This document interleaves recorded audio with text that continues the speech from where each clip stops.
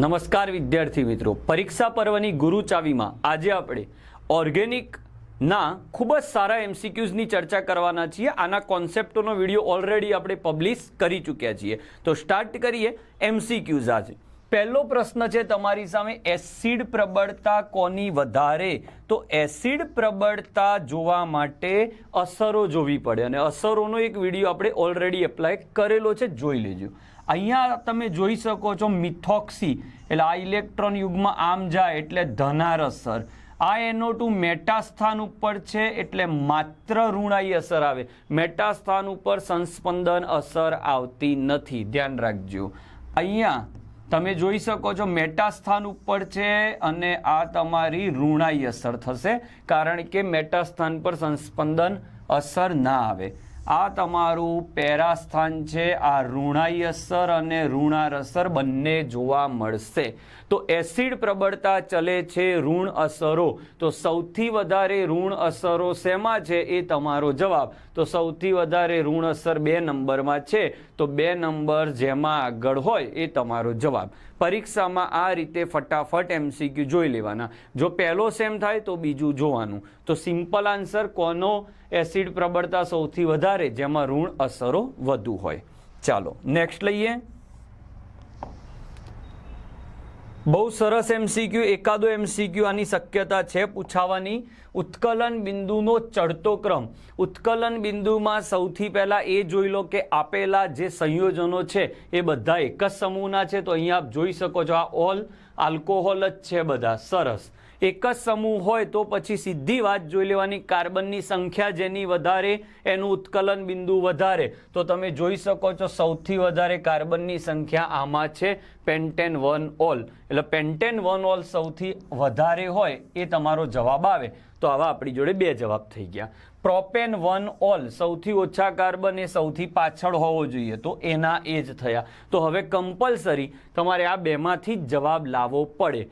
2 all છે એટલે તમે જાણો છો આ દ્વિતીયક આલ્કોહોલ થશે અને આ પ્રાથમિક આલ્કોહોલ. આમાં શાખા છે એટલે એનું ઉત્કલન બિંદુ ઓછું, નાનું વધારે. એટલે બરાબર છે, ઓછું વધારે, વધારે અને વધારે. જવાબ આવશે એ. આના વિશે આપણે ઓલરેડી એક વિડીયો બનાવી ચૂક્યા છે આગળ. નેક્સ્ટ MCQ જોઈએ. ફરીથી એસિડ પ્રબળતાનો ક્રમ આવ્યો છે. એસિડ પ્રબળતા જોઈએ. એસિડ પ્રબળતા સૌથી વધારે એસિડ પ્રબળમાં કોણ હોય? તો કાર્બોક્સિલિક એસિડ. કાર્બોક્સિલિક એસિડ સૌથી આગળ હોય એ જોઈ લો. તો પહેલા અહીંયા તમે જોઈ શકો છો ઇથેનોલ છે એટલે આ જવાબ નહીં આવે. હવે કાર્બોક્સિલિક એસિડ વાળા તમારી જોડે બાકીના ઓપ્શનો છે. અહીંયા ક્લોર એસિટિક એસિડ છે, ક્લોરો એટલે Cl. Cl ઋણાઈ અસરવાળા છે, તો ઋણાઈ અસરવાળાની એસિડ પ્રબળતા વધારે હોય. તો તમારો જવાબ થશે આ એસિટિક એસિડ. એની પાછળ ફિનોલ અને ઇથેનોલ. તો આલ્કોહોલ કરતાં ફિનોલની એસિડ પ્રબળતા વધારે, એના કરતાં કાર્બોક્સિલિક એસિડની પ્રબળતા વધારે, અને એમાંય ઋણાઈ અસરવાળો હોય તો એસિડ પ્રબળતા વધારે. જવાબ આવશે તમારો C. નેક્સ્ટ પ્રશ્ન જોઈએ. ચાલો, પ્રશ્ન છે કોણ ઝડપી પ્રક્રિયા આપશે? કઈ ઝડપી પ્રક્રિયા કીધી? કેન્દ્રાનુરાગી યોગશીલ. કેન્દ્રાનુરાગી પ્રક્રિયાઓ ચલે છે 1 ગીચતા. જ્યાં ગીચતા વધારે હશે, અવકાશી અવરોધ વધારે હશે, ત્યાં પ્રક્રિયા બહુ જ ઓછી થશે અને નેગેટિવ અસરો હશે ત્યાં પ્રક્રિયા ઝડપી થશે. તો કોણ સૌથી વધુ પ્રક્રિયા આપશે? એટલે જ્યાં કદ બહુ નાનું હોય એ તમારો જવાબ. તો અહીંયા જુઓ મિથાઇલ એકલો છે, અહીંયા 2 બાજુ મિથાઇલ છે, તો આ સૌથી નાનો છે એટલે આ સૌથી ઝડપી. બીજા નંબરે આ, ત્રીજા આ આવશે ને ચોથાએ આ આવશે. Okay, next MCQ. આજે કરાવીએ છીએ MCQ માંથી મળશે જોવા MCQ બોર્ડ લેવલે, એટલે ધ્યાનથી જોજો. પ્રશ્ન છે બેઝ પ્રબળતા. ચલો, બેઝ પ્રબળતાની આપણે જાણીએ છીએ ટ્રીક. 2 ને પ્લસ ગમે એટલે પ્લસ અસરો જેમાં હોય એની બેઝ પ્રબળતા વધુ. Let's check. મિથાઇલ સમૂહ પ્લસ I અસરવાળો, NO2 સમૂહ માઇનસ અસરવાળો, અહીંયા કોઈ ઇફેક્ટ નહીં, તો આની બેઝ પ્રબળતા સૌથી વધારે થાય. તો 3 નંબર આગળ હોય એ તમારો જવાબ. બીજું કશું જોવાનું જ નહીં. શા માટે આખું ચેક કરવા જઈએ? એક જવાબ પકડાઈ જાય પછી. ચાલો નેક્સ્ટ. હવે આપણે જે એમસીક્યુ જોવા જઈ રહ્યા છીએ એ બધા જ ઓર્ગેનિકના બેસ્ટ એમસીક્યુઝ છે, શક્યતાવાળા પ્રશ્નો છે. ચાલો જોઈએ. હવે પ્રશ્ન છે તમારો SN1 ચેક કરવાની એક સિમ્પલ ટ્રીક, કાર્બોકેટાઇન કોનો સ્થાયી છે એ જોઈ લેવાનું. સાહેબ કાર્બોકેટાઇન ક્યાં બનાવવાનું? તો બ્રોમિન જે કાર્બન પર સૌથી વધારે વિસ્થાપન હોય ત્યાં જ બ્રોમિન જોડાયેલો હશે. અહીંયા ટાઈપિંગ મિસ્ટેક છે, આ બ્રોમિન અહીંયા હશે તો આના માથે પ્લસ હશે. હવે એ પ્લસ તમે જો આ બાજુ ફિનાઇલ, આ બાજુ ફિનાઇલ, બે રેઝોનેન્સ મળ્યા. સાથે સાથે મિથાઇલ ધનાઈ અસર, રેઝોનેન્સ મળે, ધનાઈ અસર મળે તો એવો કાર્બોકેટાઇન બહુ જ વધારે સ્થાયી હોય તો સૌથી સારી પ્રક્રિયા કોણ આપી શકશે? તો એ આપી શકશે. બરાબર, અહીંયા છે પણ બે ફિનાઇલ છે પણ મિથાઇલ નથી, આમાં એક્સ્ટ્રા મિથાઇલ છે, એના લીધે આ કાર્બોકેટાઇન સ્થાયી. શું બોલ્યો? SN1 પ્રતિક્રિયાત્મકતા ચેક કરવા કાર્બોકેટાઇનની સ્થાયીતા જોવાની છે. નેક્સ્ટ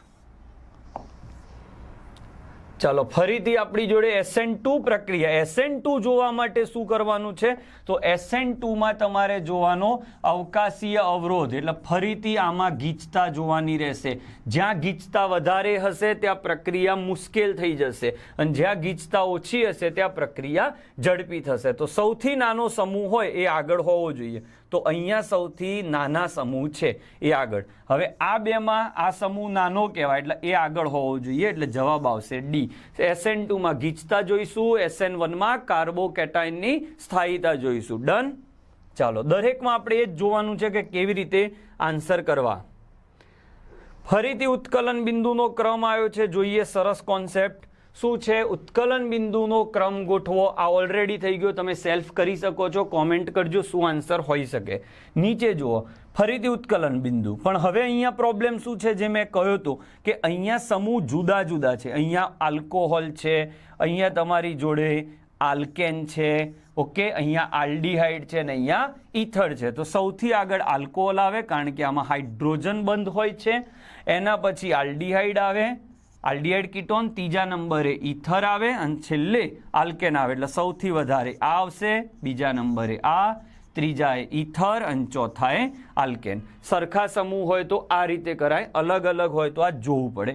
આગળ એક વિડીયો જોઈ લેશો તો આ બધા જ MCQ ક્લિયર થઈ જશે. નેક્સ્ટ ફરીથી કેન્દ્રાનુરાગી પ્રતિક્રિયાત્મકતા ચેક કરો સાહેબ. તો કેન્દ્રાનુરાગી યોગશીલ હમણાં જ કીધું એ જ કોન્સેપ્ટ. ફરીથી કેન્દ્રાનુરાગી ચલે છે 1/ ગીચતા. પ્રશ્ન તમારી સામે છે, જાતે સોલ્વ કરવાનો છે એટલે પ્રેક્ટિસ થાય. નેક્સ્ટ પ્રશ્ન લઈએ. નીચેનામાંથી કયો એસિડ પ્રબળ એસિડ છે? એસિડ પ્રબળતા ચલે છે ઋણ અસરો. ઋણ અસરમાં પણ DNP રૂલ લાગે. DNP રૂલ શું છે કહી દઉં તમને જરા.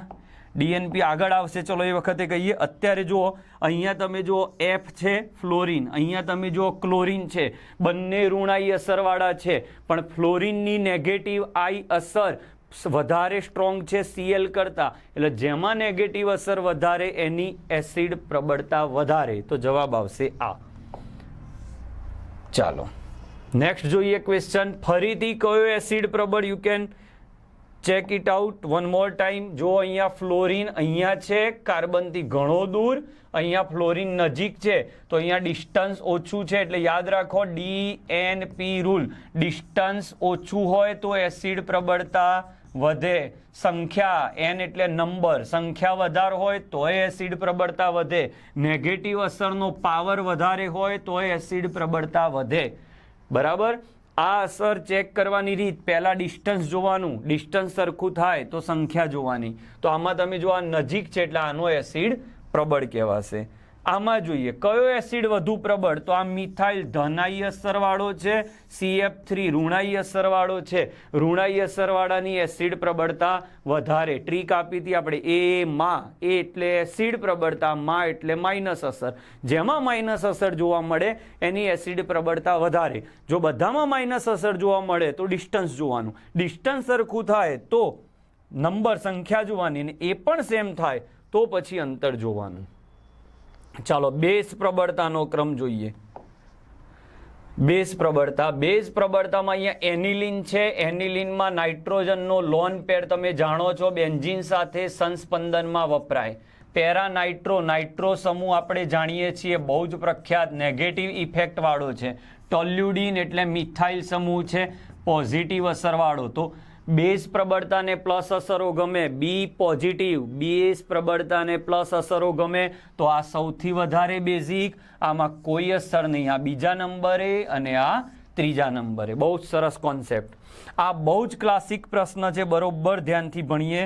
આ એનિલિન છે, આપણે જોઈ શકીએ એનિલિનમાં અહીંયા તમારી જોડે જે લોન પેડ છે એ સંસ્પંદનમાં વપરાય. અહીંયા પણ તમારા એનિલિનનો લોન પેડ સંસ્પંદનમાં વપરાય, પણ મિથાઇલ ધનાઈ અસર છે, આમાં કોઈ ધનાઈ અસર નથી, આમાં ધનાઈ અસર છે, તો આની બેઝ પ્રબળતા વધારે.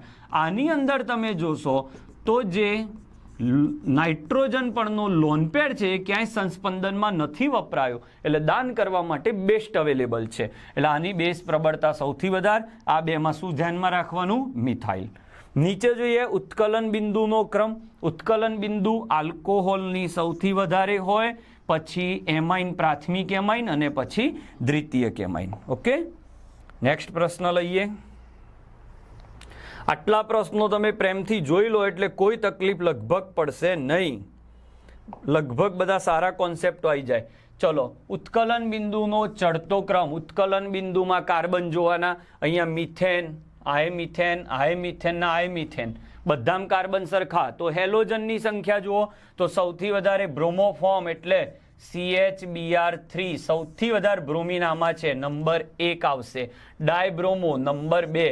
હવે ક્લોરો એટલે એક Cl, બ્રોમો એટલે એક Br. તો હવે શું જોવાનું સાહેબ? તો હવે જોવાની સાઇઝ. જેની સાઇઝ મોટી એનું ઉબી ઉત્કલન બિંદુ વધારે. તો બ્રોમિનનું કદ મોટું એટલે ત્રીજા નંબરે ઉબી એનું વધારે અને આ ચોથાએ. અહીંયા જુઓ 1 ક્લોરોપ્રોપેન પ્રાથમિક, આઇસોપ્રોપાઇલ સેકન્ડરી અને 1 ક્લોરોબ્યુટેન. બ્યુટેનમાં 4 કાર્બન. પહેલા કાર્બન જોવાના તો કાર્બન આમાં સૌથી વધારે જેટલા 1 નંબર પર. અહીંયા કાર્બન સેમ છે, અહીંયા શાખા નથી, અહીંયા શાખા છે. શાખા વધે, ઉત્કલન બિંદુ ઘટે, એટલે આ 3 નંબર, આ 2 નંબર. નીચે જુઓ એસિડ પ્રબળતા. આ આલ્કોહોલ છે, ટ્રાયનાઇટ્રો, 3 નાઇટ્રો સમૂહ છે એટલે સૌથી આગળ. 3 નાઇટ્રો એટલે મેટાનાઇટ્રો છે, મેટાનાઇટ્રો ખાલી ઋણાઈ અસર. 3,5 ડાયનાઇટ્રો 2 વાર ઋણાઈ અસર. ઓકે, અને 4 મિથાઇલ ફિનોલ એટલે ધનાઈ અસર. ધનાઈ અસર વાળો પાછળ તો સૌથી પાછળ પ્રોપેન વનોલ આવશે અને સૌથી આગળ 3 વાર નાઇટ્રો વાળો આવશે, જેને પિક્રિક એસિડ કહેવાય.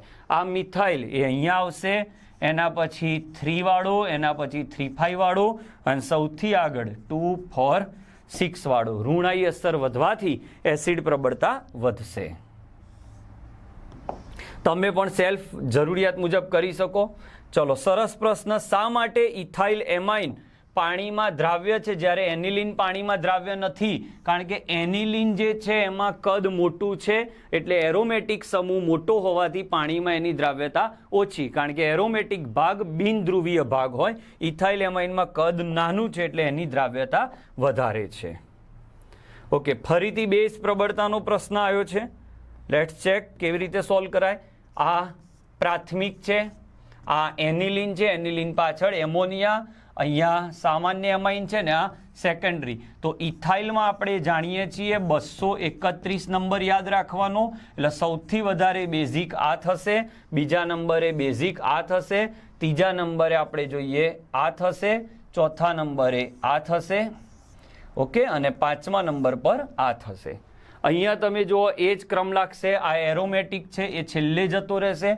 3, 2 અને આ 1. તો આપણે 213 નંબર એટલે આ 1 નંબર પર, સોરી ઇથાઇલ છે એટલે 231, 1 નંબર પર, આ 2 નંબર પર, આ 3 નંબર પર અને આ છેલ્લે. નીચે મિથાઇલ છે. મિથાઇલમાં શું યાદ રાખવાનું? મિથાઇલ માટે 213 નંબર યાદ રાખવાનું. દ્વિતીયક આગળ, તો દ્વિતીયક આગળ 1 નંબર પર, પછી પ્રાથમિક આવશે એટલે આ 2 નંબર પર, આ 3 નંબર પર, આ 4 નંબર પર અને આ 5 નંબર પર. આ રીતે તમે એને સોલ્વ કરી શકો છો. ચાલો, એક દાખલો છે, 4 માર્કનો દાખલો છે, જેનો આપણે આખો અલગ વિડીયો લેવાના છીએ, એમાં આપણે આ પોઈન્ટ લઈશું. તો આજના વિડીયોમાં આપણે એસિડ પ્રબળતા, બેઝ પ્રબળતા, ઉત્કલન બિંદુ, SN1, SN2 અને સાથે સાથે કેટલાક અગત્યના બીજા પ્રશ્નો પણ જોયા છીએ. આઈ હોપ તમને આ વિડીયો કામમાં આવશે. આભાર.